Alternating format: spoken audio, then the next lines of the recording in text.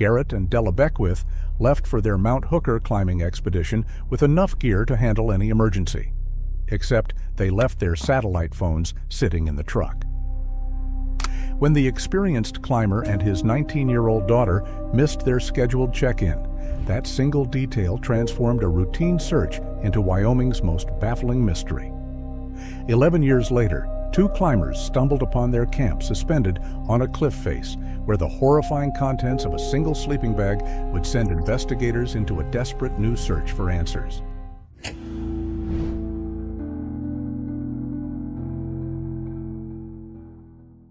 The silence began on a Tuesday in late August 2013. It wasn't a sudden, alarming quiet, but a slow, creeping one that seeped into the corners of the Beckwith family home in Wyoming. Marianne Beckwith had expected the call at 7 p.m. It was the prearranged time, the one her husband Garrett had insisted upon before he and their 19-year-old daughter Della left for their climbing trip. Garrett, a 45-year-old engineer, was a man of systems and redundancies, a meticulous planner who believed that nature's chaos could be managed with enough foresight. A missed check-in was not part of his system. As 7 p.m. came and went, Marianne told herself it was nothing. A dead battery on the satellite phone, a difficult pitch on the rock face that took longer than anticipated.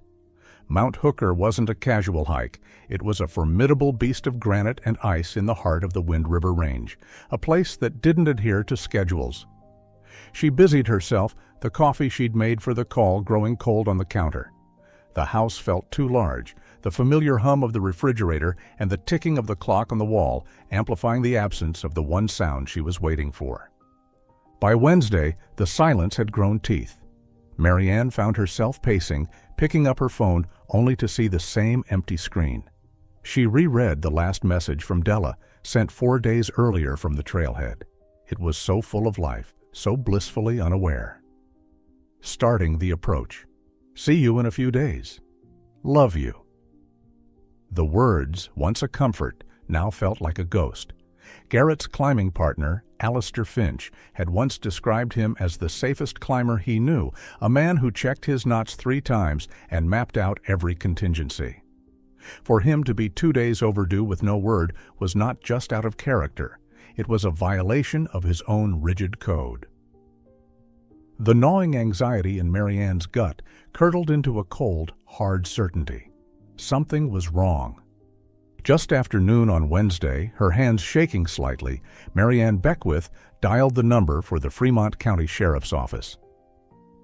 She spoke to a calm, professional voice on the other end, her own voice tight as she tried to convey the gravity of the situation without sounding hysterical. She explained that her husband, Garrett, and their daughter, Della, were missing.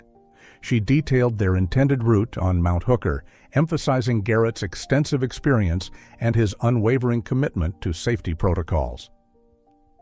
She recounted the final text message from Della, the words catching in her throat. For the dispatcher, it was a familiar call in a region defined by its wilderness, but the mention of Mount Hooker, coupled with a 2-day silence from an experienced climber, elevated the report. This wasn't a lost tourist on a day hike. This was a high-risk situation in one of the most unforgiving environments in the state. The case was immediately flagged as a high-priority missing persons incident. Within the hour, a deputy was assigned the first procedural step in what everyone knew could become a massive undertaking. His task was simple, yet crucial. Drive to the remote trailhead at the edge of the wilderness and confirm the presence of the Beckwiths' vehicle. As the deputy's patrol car kicked up dust on the long, unpaved road leading into the mountains, he was driving toward the first piece of a puzzle that would confound investigators for more than a decade. The search for Garrett and Della Beckwith had officially begun. The drive to the Big Sandy trailhead was a long, rattling journey into isolation. Deputy Miles Corbin of the Fremont County Sheriff's Office felt the last vestiges of civilization fall away with every mile his patrol car chewed up on the washboard dirt road. The pristine blue sky of Lander gave way to a wider, more imposing canopy, framed by the jagged teeth of the Wind River Range rising in the distance. This was a place that didn't just feel empty, it felt ancient and indifferent.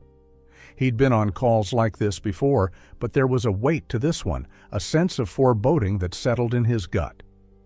Marianne Beckwith's voice on the phone had been strained with a control that was somehow more alarming than outright panic. She had described her husband Garrett not as a man who could get lost, but as a man for whom getting lost was a logical impossibility. Corbin's tires crunched over the gravel of the trailhead parking lot, a sparse clearing carved out of the pine and aspen forest. There were only a handful of vehicles scattered about. He scanned the lot, his eyes landing on a dark green Ford F-150, its color muted by a thick film of dust and pine pollen. It matched the description. He parked his cruiser and stepped out, the air immediately thinner, cooler. The truck sat silently, looking as if it had been abandoned for weeks. A fine layer of yellow aspen leaves had begun to collect in the groove where the windshield met the hood. It looked exactly as it should, a vehicle left by people who had walked into the wilderness and had not yet walked out. He ran the plate. It came back registered to Garrett Beckwith. Corbin began his routine inspection, peering through the windows. The cab was tidy, almost Spartan.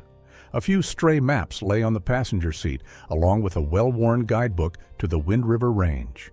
There were no signs of a struggle, no broken glass, nothing to suggest a frantic departure or a violent encounter. It was perfectly, unnervingly normal. He tried the door handle, unlocked. That wasn't unusual out here. Most people felt safer leaving their cars unlocked than risking a broken window for the few non-valuables left inside. Corbin opened the driver's side door and leaned in.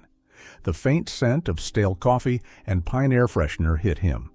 He was looking for a note, a revised itinerary, anything that might offer a clue. His eyes scanned the dash, the center console, and then moved to the glove compartment. He popped it open. Inside, nestled between the vehicle's registration and an owner's manual, lay two sleek black devices. They were satellite phones. For a moment, the significance didn't register. Then, a cold wave washed over him. He stared at them, his mind racing to reconcile their presence with the facts of the case. These were the lifeline, the one piece of technology that transcended the range's notorious lack of cell service. For a man described as a safety fanatic, a meticulous planner, undertaking one of the most serious climbs of his life with his daughter, leaving them behind was unthinkable. It wasn't just an oversight, it was a catastrophic error, a decision so fundamentally at odds with the man Marianne Beckwith had described that it threw the entire narrative into chaos. He carefully picked one up. The screen lit up instantly, displaying a full battery. The other was the same. They hadn't been forgotten because they were dead, they had simply been left behind. Corbin keyed his radio, his voice flat, betraying none of the shock he felt. He reported the vehicle found and relayed the discovery of the phones. The calm response from dispatch did little to quell the unease. This single detail shifted the entire axis of the investigation. The prevailing theory of a simple climbing accident, a fall, an injury, now seemed insufficient. This was something else. This was a mystery that began not on the treacherous slopes of Mount Hooker, but right here in the quiet, dusty cab of this truck. Within hours, the trailhead transformed into a bustling command post. Fremont County Search and Rescue (SAR) trucks rolled in, followed by vehicles carrying volunteers and equipment. Maps were spread across the hoods of pickups, the immense topography of Mount Hooker and its surrounding peaks reduced to a dizzying web of contour lines. The SAR commander, a man with a face weathered by decades of high-altitude operations, drew a massive search grid, his marker tracing the probable and possible routes the Beckwiths might have taken. The mood was professional and urgent, but an undercurrent of pessimism was already present. Everyone there knew the odds.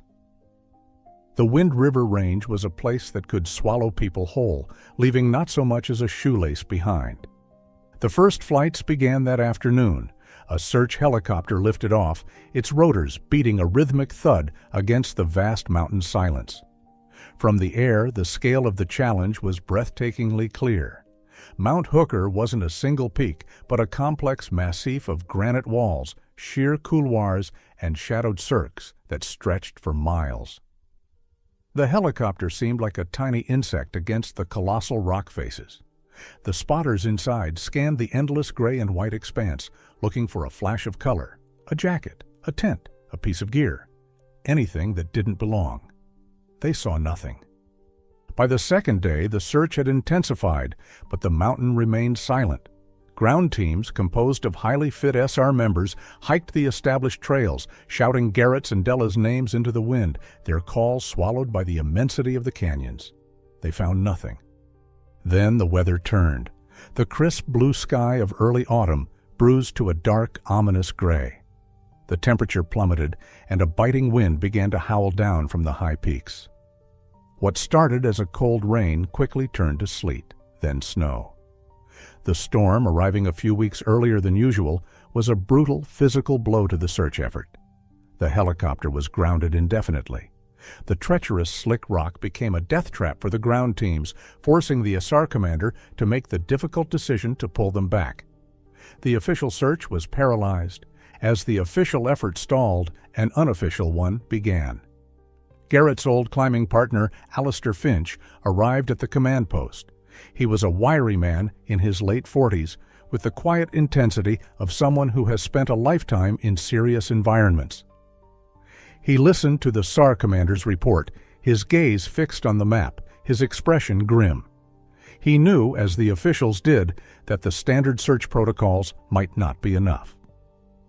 Garrett was an artist on rock, and he was known to be drawn to obscure, challenging lines that wouldn't appear in any guidebook. Alistair made a few calls. Within a day, a small, elite group of local climbers had assembled. They were not SAR certified, but they were experts in this specific terrain. They brought their own ropes, their own gear, and an intimate, intuitive knowledge of the mountain that no map could provide. While the official teams had focused on the probable, Alistair's group focused on the improbable. They pored over Garrett's old climbing journals, which Marianne had brought them, looking for notes or aspirations. They targeted unlisted routes, technically demanding faces, and remote walls that the official search had deemed too low probability. For days they pushed themselves to the limits, climbing in the biting cold, their hope dwindling with each empty ledge and silent cliff face. They, too, found nothing. Not a single carabiner, not a shred of rope, not a footprint. After 10 days, the official announcement came. With no new leads, no sign of the Beckwiths, and with winter conditions rapidly setting in, the full-scale search operation was being suspended. It would be scaled back to a limited, reactive status. The command post was dismantled. The trucks rolled away, leaving the trailhead parking lot nearly empty once more. Alistair's team, exhausted and defeated, packed their gear in silence. The mountain had won. The case of Garrett and Della Beckwith, once a frantic rescue operation, now settled into the cold, quiet stillness of a long-term missing persons file. The wilderness had reclaimed its silence, leaving behind only the haunting, inexplicable image of 2 satellite phones sitting fully charged in the glove compartment of a dusty green truck. The years that followed the suspension of the search did not pass gently. They moved with a slow, grinding friction, eroding hope and calcifying grief. For Marianne Beckwith, time became a flat circle, each day a repetition of the one before, anchored to the same profound absence. The house in Lander, once filled with the vibrant energy of her daughter and the steady presence of her husband, became a quiet, meticulously preserved museum of a life that had abruptly stopped. Della's room remained untouched, her posters on the wall, a stack of books on her nightstand. Garrett's workshop in the garage was a silent testament to his orderly mind, tools hanging on their designated hooks, a half-finished project clamped to his workbench. To move anything felt like a betrayal, an admission that they were never coming back, a concession Marianne was not yet willing to make. In the wider community, the story of the Beckwiths slowly transitioned from a raw, immediate tragedy into a piece of local folklore. It became a cautionary tale, a ghost story whispered at trailheads and in climbing shops. New climbers in the Wind River Range would be told of the expert father and his talented daughter who walked into the mountains and simply vanished, leaving behind only their truck and 2 perfectly good satellite phones. The story served as a grim reminder of the wilderness's absolute power, its capacity to erase even the most prepared. The initial flood of casseroles and condolence calls to Marianne's home had dwindled to a trickle, then to a respectful, knowing silence from neighbors who no longer knew what to say. She was trapped in a state of suspended grief, a limbo from which there was no escape because there was no finality. The official case file, thick with search grids, interview transcripts, and technical reports, was moved from an active investigation drawer to a cold case cabinet at the Fremont County Sheriff's Office. It sat there, a testament to a mystery that had resisted every effort to solve it. Then, 3 years after the disappearance, in the summer of 2016, a flicker of possibility broke the stillness. A backpacker, navigating off-trail to fish a remote alpine creek several miles southeast of Mount Hooker, saw a glint of metal in the shallow, clear water. He reached in and pulled out a small hexagonal piece of aluminum, a climbing nut, wedged tightly into a crack in a submerged rock. It was a high-end piece of protection gear, weathered but still solid. The hiker, an experienced outdoorsman himself, knew about the Beckwith case. He carefully marked the location and brought the piece of gear to the sheriff's office. The discovery briefly resuscitated the investigation. The local news ran a short segment showing a picture of the climbing nut and rehashing the details of the disappearance. For a few days, it felt like 2013 again. Marianne's phone rang with calls from reporters. A detective from the cold case unit was assigned to follow up. He cross-referenced the brand of the nut, a specialized piece made by a small European company, with the inventory of gear Garrett was known to use, compiled from receipts and Alistair Finch's memory. It was a match. The brand was one Garrett favored. Hope, however, is a fragile thing. The detective's follow-up investigation revealed the frustrating ambiguity of the clue. While the brand was a favorite of Garrett's, it was also popular among other serious climbers. There was no serial number, no unique marking that could definitively link it to him. Furthermore, its location was problematic. The creek was miles away from any logical ascent or descent route on Mount Hooker. It could have been washed downstream over 3 years from almost anywhere, or it could have been dropped by another climber entirely. After a week of analysis and a targeted but fruitless search of the area where the nut was found, the detective had to conclude that it was a dead end. The clue was too common, its provenance too uncertain. The brief glimmer of hope for Marianne was extinguished, leaving the darkness that followed feel even deeper. Another 2 years passed. The case sank back into obscurity until it was resurrected in the most unexpected of places. A niche, text-based online climbing forum, a relic from an earlier era of the internet that a small community of dedicated climbers still frequented. In a long dormant thread from 2013 titled "Beckwith Disappearance Meant Hooker," a user with an anonymous handle posted a new theory.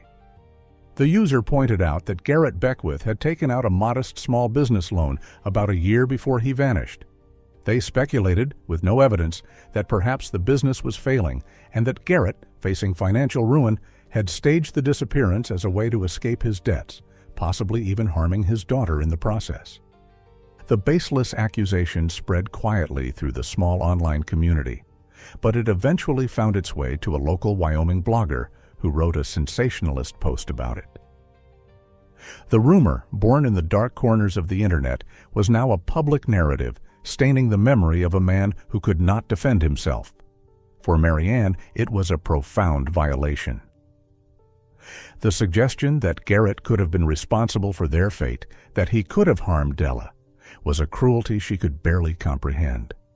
The public nature of the rumor, however unfounded, forced the hand of the cold case unit. A detective was once again assigned to pull the Beckwith file.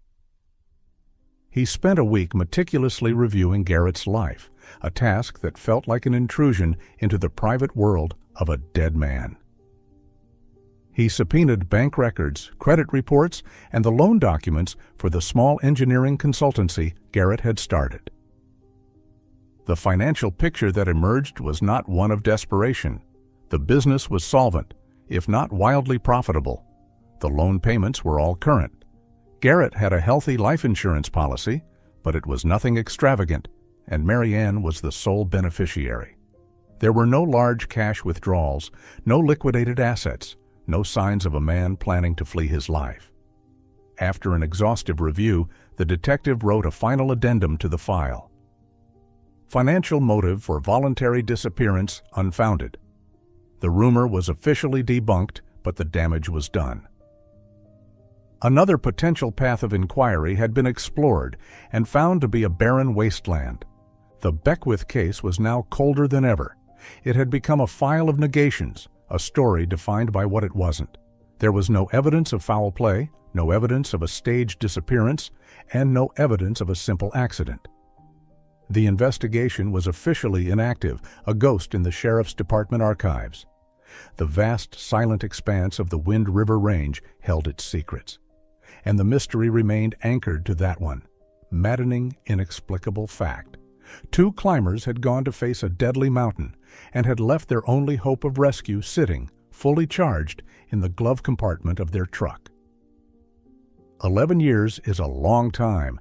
It's long enough for granite to be scoured by wind and ice, for memories to soften and blur, and for a cold case to be buried under the weight of 1,000 new ones. In the late summer of 2024, Mount Hooker remained as impassive and monumental as ever, its secrets held tight within its stony heart. The story of the Beckwiths had faded into the background noise of Wyoming lore. But the mountain wasn't done with their story yet.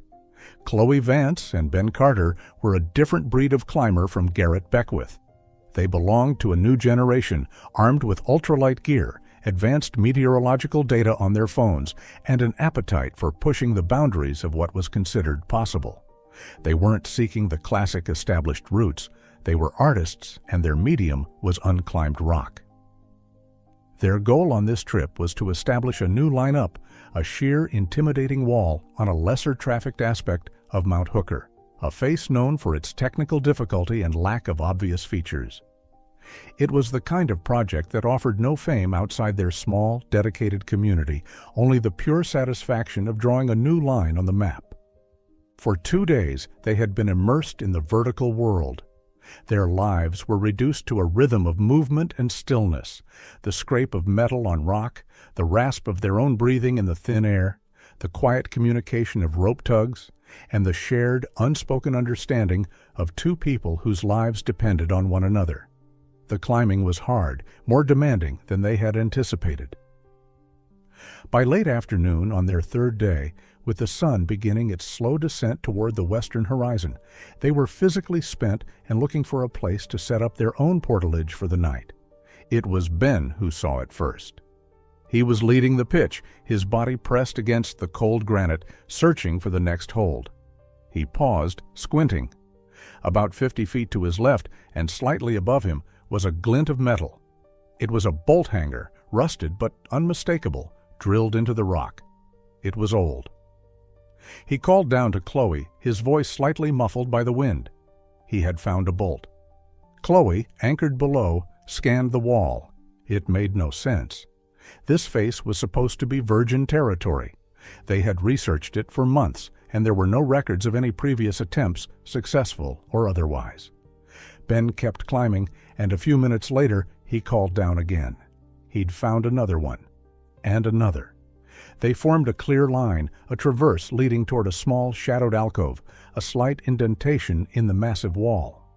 It wasn't a logical ascent line. It looked more like an escape route, a place someone might go to get out of a storm. Curiosity, a powerful force in people who willingly climb thousands of feet up sheer rock, began to override their exhaustion. A bivouac spot that was already equipped with anchors was a gift, saving them hours of difficult drilling. They decided to investigate. The traverse was delicate and exposed, requiring their full concentration. With each move, the sense of mystery deepened. The bolts were old, the steel hangers rusted a deep, angry orange, the nylon webbing on one of them bleached white and frayed by years of UV exposure. Whoever had put these here had done so a very, very long time ago.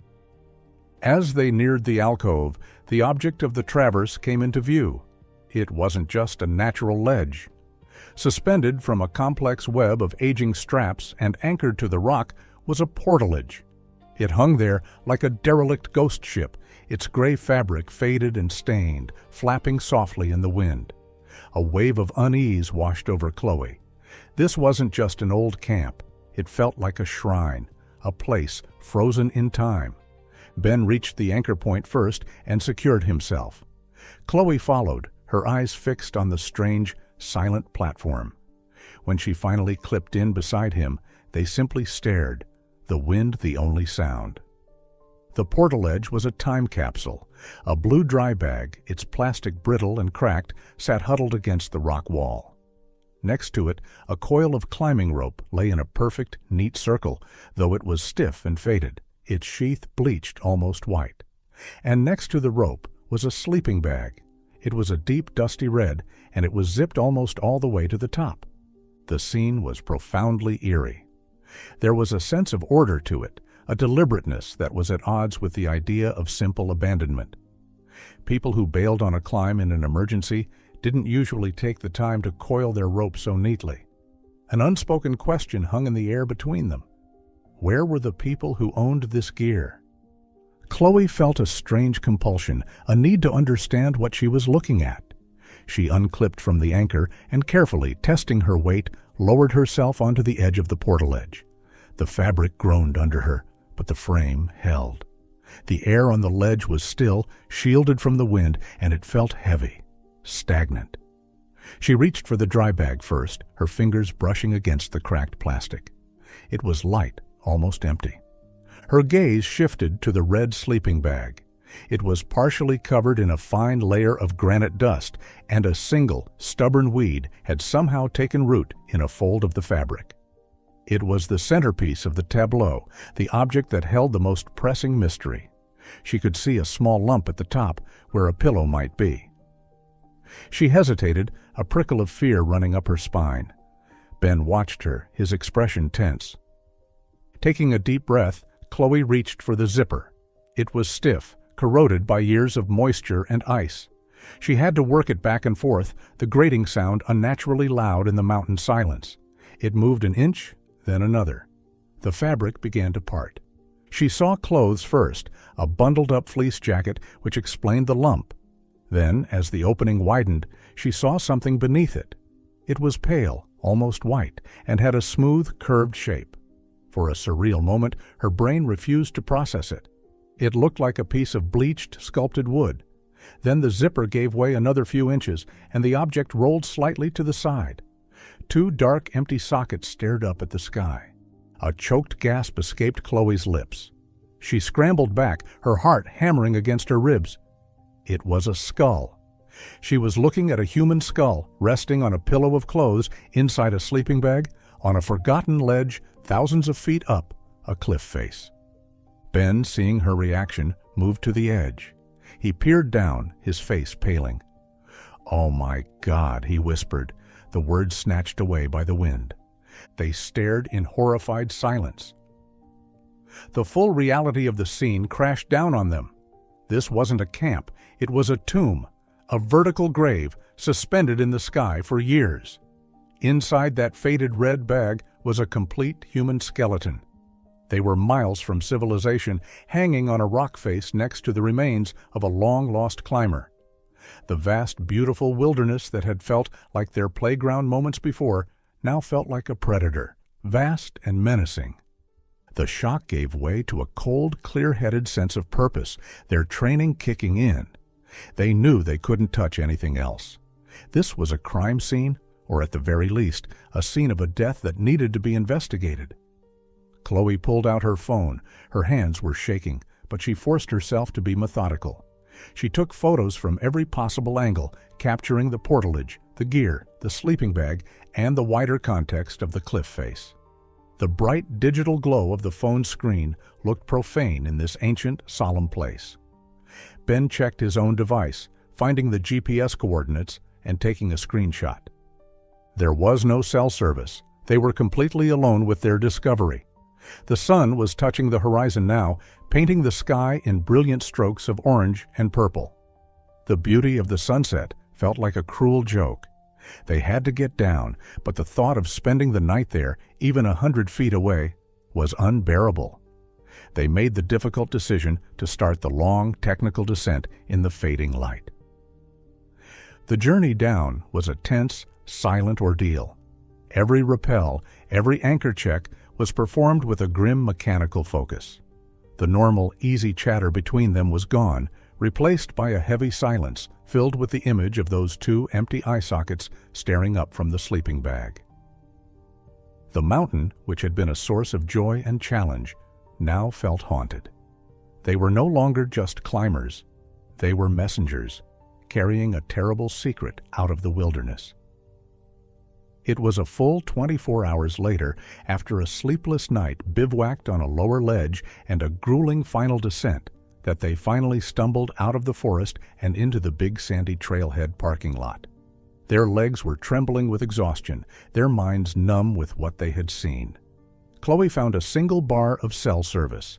Her fingers fumbled as she dialed 911, her voice cracking as she spoke the words that would finally, after 11 years of silence, reopen the cold, forgotten case of the Beckwiths. "We're at Mount Hooker," she said. "We found something. We found a body." The call from Chloe Vance sent a jolt through the Fremont County Sheriff's Office. A discovery on Mount Hooker, a body on a portaledge. It was a scenario so specific and so strange that it immediately pulled the oldest and coldest case from the archives. The Beckwith file, thick with the dust of 11 years, was laid open on the desk of Detective Isabella Rossi. Rossi was new to the cold case unit, a sharp, tech-savvy investigator who had built a reputation for seeing old evidence with fresh eyes. She was 28 years old, meaning she had been a teenager herself when Garrett and Della Beckwith had vanished. As she read through the initial reports from 2013, the details felt like echoes from another era. The search grids, the suspension notice, the baffling mystery of the satellite phones. Now, a ghost from that past had reappeared, suspended thousands of feet in the air. The first challenge was immediate and immense: the location. This wasn't a crime scene that could be cordoned off with yellow tape. It was a vertical crime scene, a logistical nightmare accessible only to a handful of people in the world. Detective Rossi stood before a massive, high-resolution satellite image of Mount Hooker, with Chloe Vance and Ben Carter pointing to a tiny pixelated speck on a sheer granite wall. The operation to process the scene would require a level of collaboration and expertise rarely seen. Rossi assembled a specialized team, a forensic anthropologist from the State University, a senior crime scene technician, and, most crucially, 2 members of the elite Jenny Lake Search and Rescue Team from Grand Teton National Park, who were among the best high-altitude recovery specialists in the country. The operation began 2 days later, under a clear, unforgiving sky. A helicopter served as the mobile command center, its rotors beating a steady rhythm against the mountain's silence. The first task was reconnaissance. Detective Rossi and the forensic anthropologist, Dr. Eris Thorne, circled the site from the air, the portalage a tiny, fragile-looking platform against the overwhelming scale of the rock. Through binoculars, Rossi could see the scene just as Chloe had described it: the faded gray fabric, the coil of rope, the ominous red sleeping bag. It was a place that had been locked away from the world, preserved by its own inaccessibility. The recovery itself was a painstaking, multi-day process.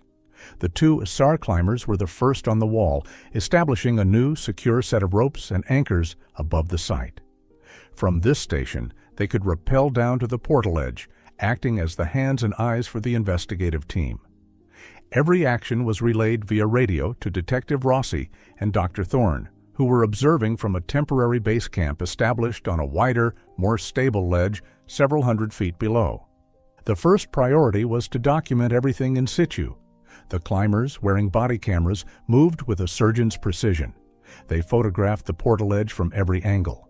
They took close-ups of the knots, the webbing, the way the gear was arranged. The crime scene technician, watching the live feed, directed them, asking them to measure the distance between objects, to check for any non-climbing related items, to look for anything that seemed out of place.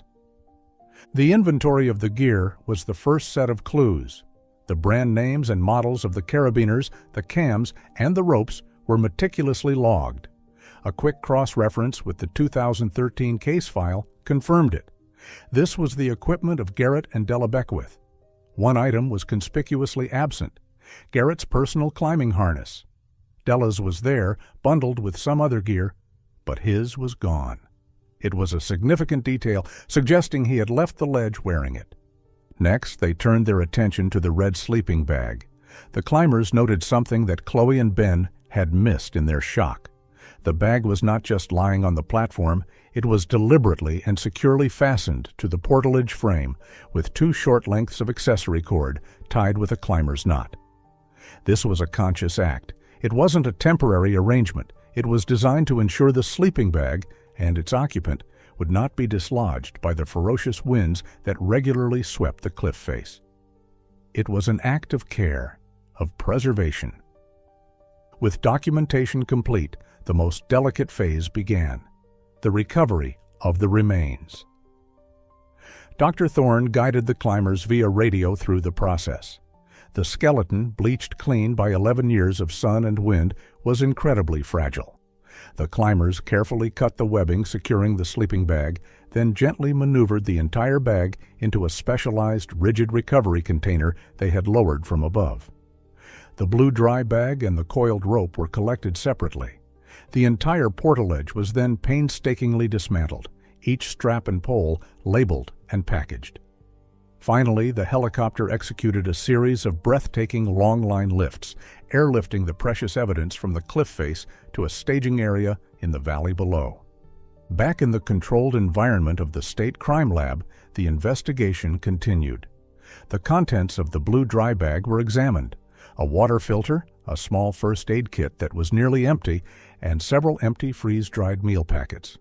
There was no journal, no note, no final message left behind. The focus then turned to the remains. Dr. Thorne began his methodical examination. Dental records were flown in from the Beckwiths' family dentist. Within hours, he had a positive identification. The skeleton found on the portaledge was that of 19-year-old Della Beckwith. As Dr. Thorne continued his work, he made the discovery that would finally provide a concrete explanation for the scene on the ledge. While examining the lower leg bones, he found it: a severe complex fracture of the right tibia. The break was catastrophic, a spiral fracture with evidence of significant displacement. He explained to Detective Rossi that such an injury would have been excruciatingly painful and completely immobilizing. There was no way Della could have put any weight on that leg, let alone perform the complex athletic movements required to descend a technical rock face. She had been trapped. The evidence now painted a clear, heartbreaking picture. Della had suffered a terrible accident, a fall that shattered her leg. Garrett, her experienced father, had done everything he could. He had established a secure camp on the most protected ledge he could find. He had placed his injured daughter in the sleeping bag, secured her to the platform to keep her safe, and left her with their remaining supplies. Then, with his own harness on, he had left, presumably to undertake a desperate, solo mission to get help. The scene on the portaledge was not a crime scene in the traditional sense. It was the epicenter of a tragedy. It answered the question of what had happened to Della, but in doing so, it deepened the mystery of her father. Where did Garrett go? He had walked off that ledge into the vast, unforgiving wilderness and vanished as completely as if he had stepped into the sky itself. The investigation had found one of the Beckwiths, but now it had to start a new search for the other. With the fate of Della Beckwith now understood, the focus of the investigation shifted entirely to her father. Garrett Beckwith was no longer just a missing person.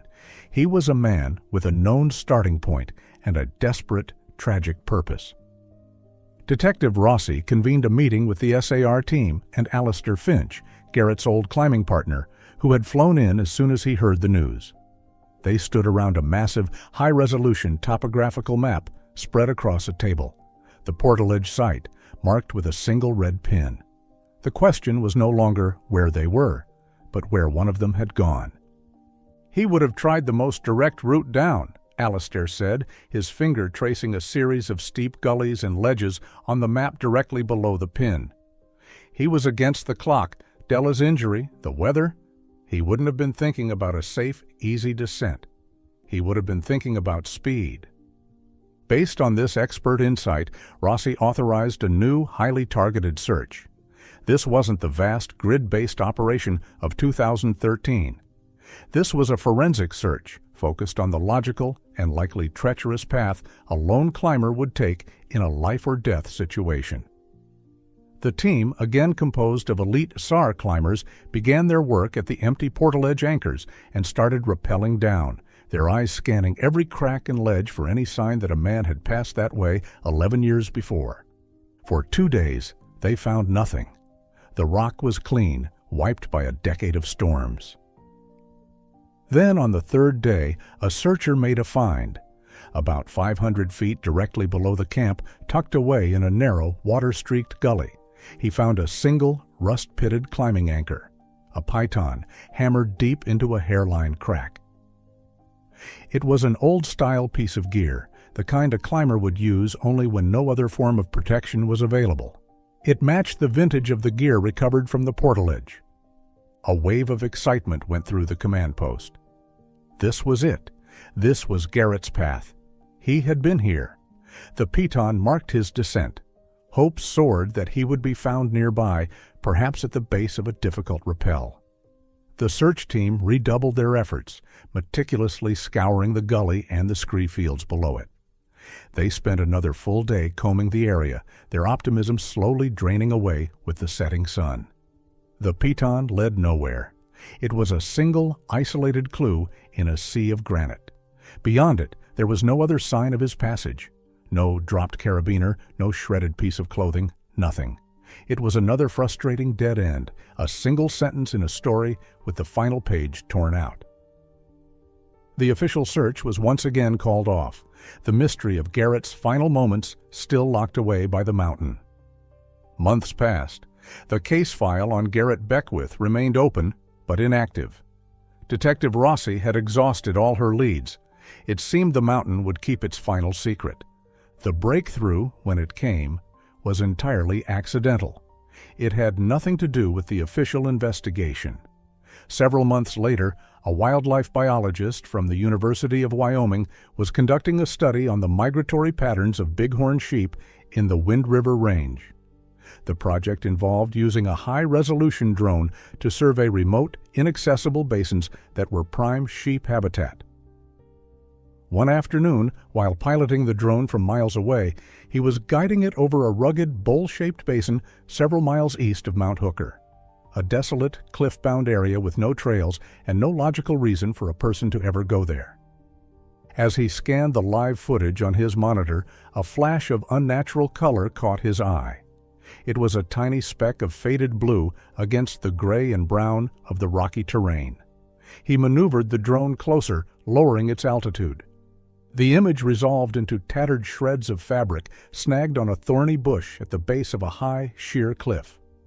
Panning the camera, he saw something else scattered among the rocks nearby. Pale, white objects that looked disturbingly like bones. He knew the stories. He knew about the Beckwith case. He carefully saved the drone's GPS data and flight logs and immediately contacted the Fremont County Sheriff's Office. Detective Rossi felt a familiar surge of adrenaline. She dispatched a team, including herself and Dr. Eris Thorne, via helicopter to the coordinates provided by the biologist. Landing nearby was impossible, so the team had to be lowered by long line into the basin.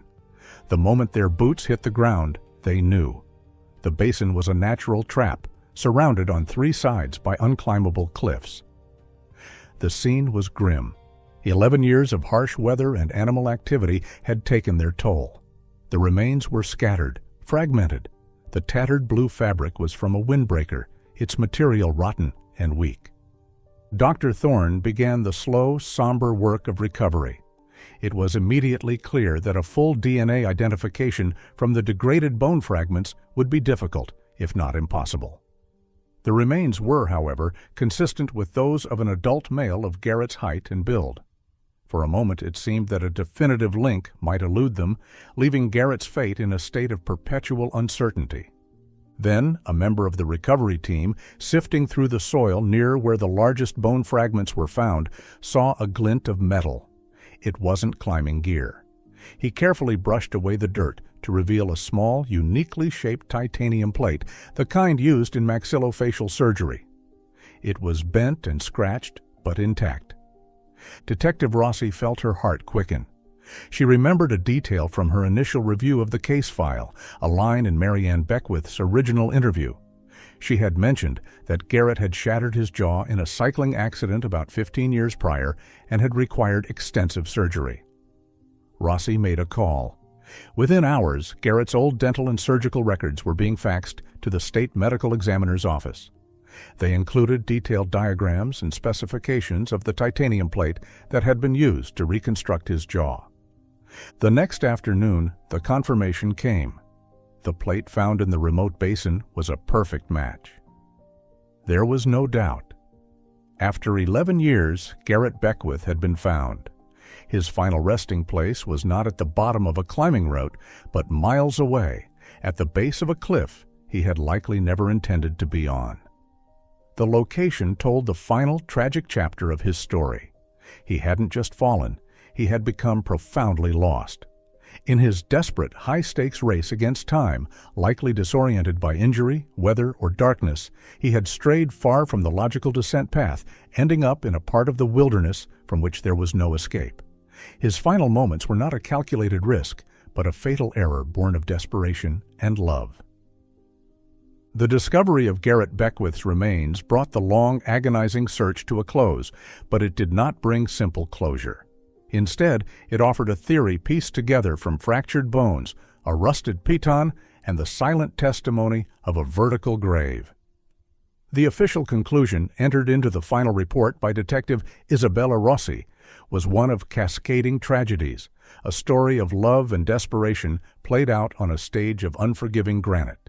The prevailing theory, accepted by the investigators and by Marianne Beckwith herself, was as logical as it was heartbreaking. The story began with a misstep on the rock, a moment of misfortune that resulted in Della's severe leg fracture. From that instant, their ambitious climbing adventure transformed into a desperate fight for survival. Garrett, the meticulous planner, did everything right.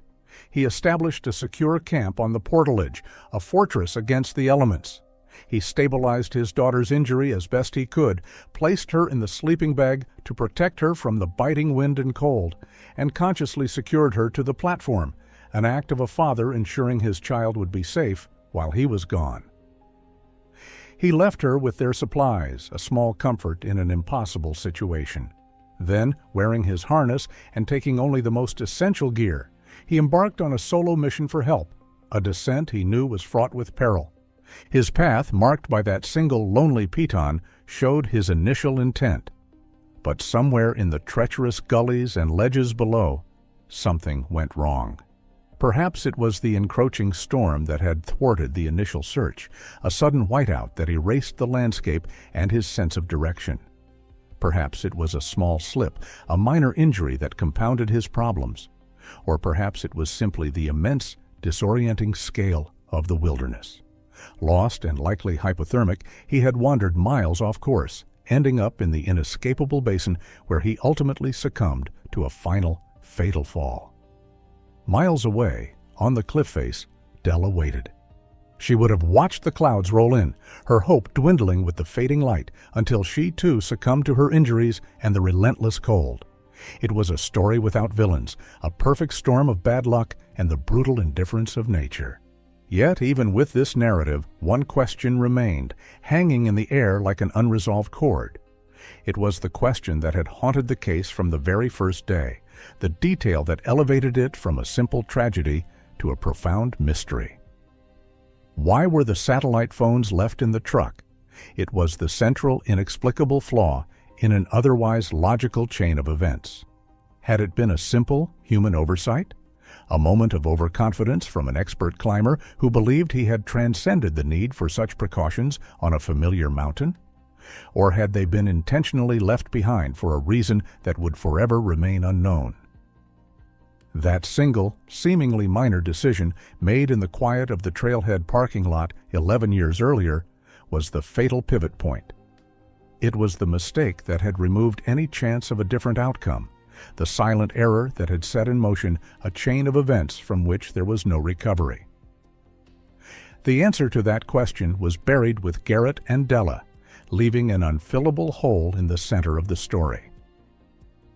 For Marianne Beckwith, the final discoveries brought a brutal kind of peace.